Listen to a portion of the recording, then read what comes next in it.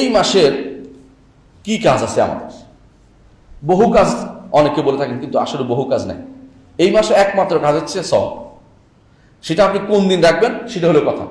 আপনি পুরা মাসটাও রাখতে পারেন, বলছিলাম যে সমস্ত নিষিদ্ধ অংশ ছাড়া, আর বাকি যে পুরো মাসটাও আপনি রাখতে পারেন, কোনো সমস্যা নেই। কিন্তু বিশেষভাবে যে মাসে যে অংশটুকুর কথা বলা হয় সেটা হচ্ছে সওম আশুরা।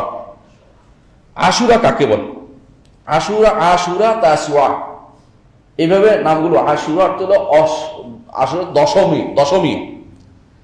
তাসওয়া হচ্ছে নবম দশম বোঝানোর জন্য আরবরা এটা ব্যবহার করে। এর আমি খাঁটি আরবি শব্দ, এর অর্থ হচ্ছে শুধু আরব দেশে এটা ব্যবহৃত হয়েছে, অন্য কেউ ব্যবহার করেন। এর ফজিলত কি?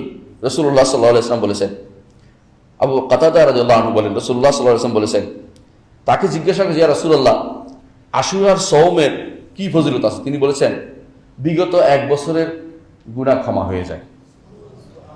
তুকাফিরুস সানাতাল মাদিয়া, বিগত এক বছর। সহিহ মুসলিম হাদিসটি বর্ণিত হয়েছে।